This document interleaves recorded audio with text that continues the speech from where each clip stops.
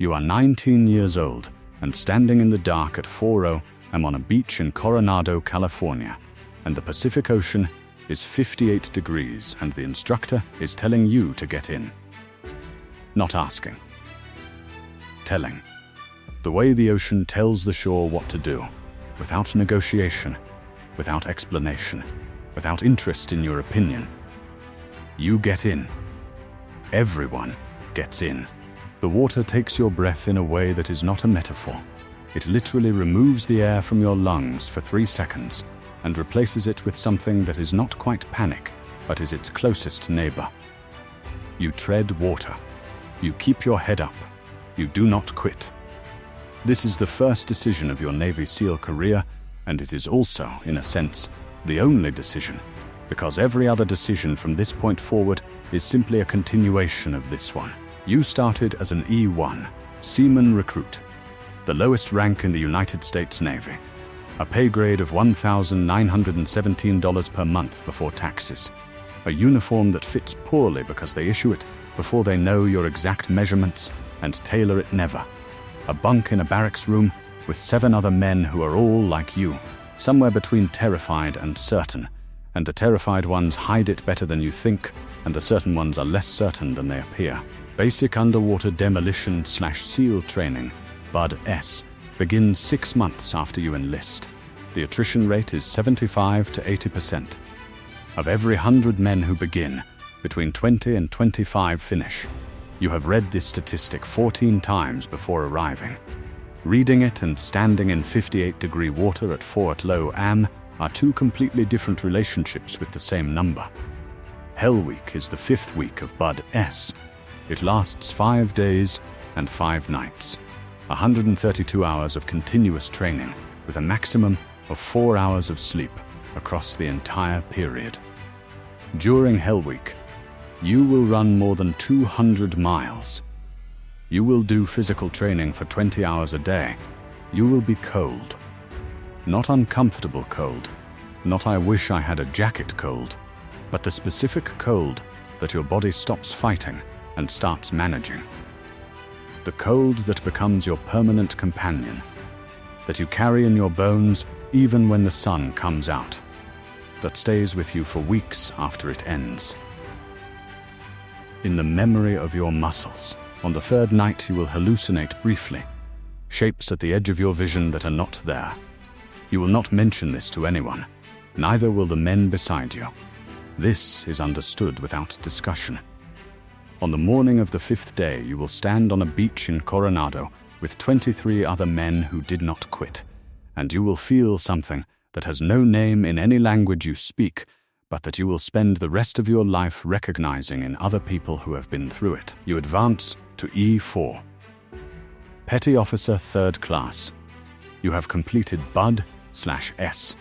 You have completed SCIT, SEAL Qualification Training, 6 months of advanced skills, combat diving, parachuting, weapons, demolitions, survival.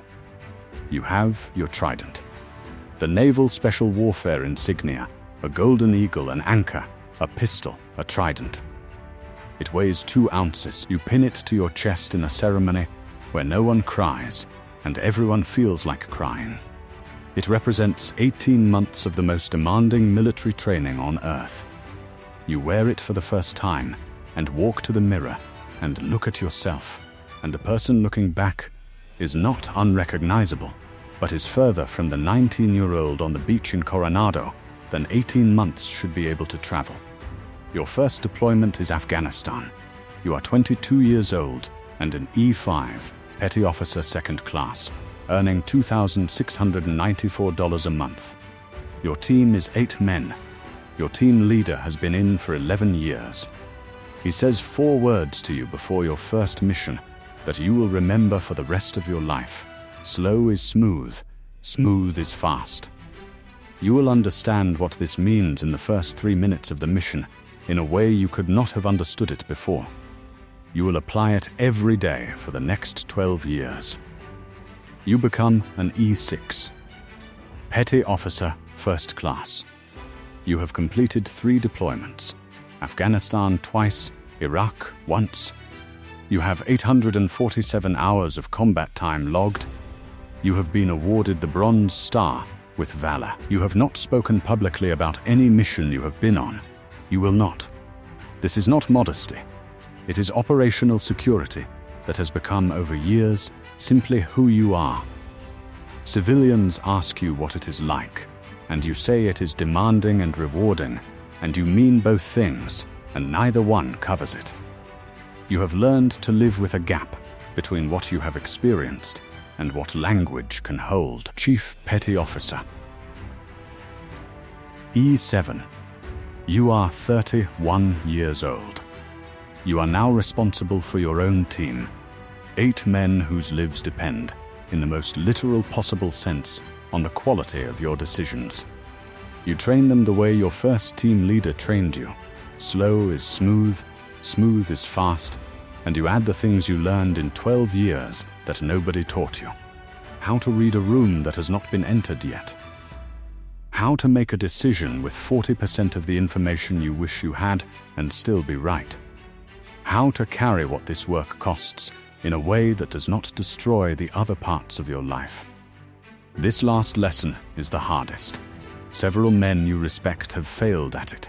You are still learning it yourself. Senior Chief Petty Officer. E8, 15 years in. You have been on 23 deployments across 11 countries. You have more combat hours than most men who have ever worn this Trident. You are 34 years old and move with the specific economy of someone who has stopped wasting motion. In the field, in conversation, in everything. Junior operators watch you the way you once watched your first team leader. You see yourself in them clearly. You remember the beach at Coronado. You remember the water at 58 degrees. You remember the 3 seconds when the air left your lungs. You use this memory deliberately, regularly, as calibration, to remember what it felt like to be at the beginning of something that now feels permanent. Master Chief Petty Officer. E9, the highest enlisted rank in the United States Navy. Fewer than 1% of Navy personnel ever reach it. You are 38 years old. You have served for 19 years. You oversee training. You shape the next generation of operators. In meetings with officers, flag rank admirals defer to your operational experience in ways that would have been impossible to imagine on that beach at 19. You are not the loudest person in any room. You have not been the loudest person in a room since you were approximately 21 years old. You have learned that the loudest person in any room is almost never the most dangerous one. You are walking across the base at Coronado on a Tuesday morning in November, and you pass a group of Bud/S candidates running, soaking wet, sandy, the specific misery of Hell Week on their faces, and one of them looks at you as you pass. Not at your rank insignia, at you. The way you once looked at the men who had already been through it and were still standing. You look back. You do not nod. You do not smile. You simply look at him with eyes that have seen 23 deployments and 19 years, and the 58-degree water that started all of it. And in that look you give him the only thing that anyone can give someone at that moment, the evidence that it is possible to get through it. He gets through it. You knew he would. You could see it in the way he got in the water,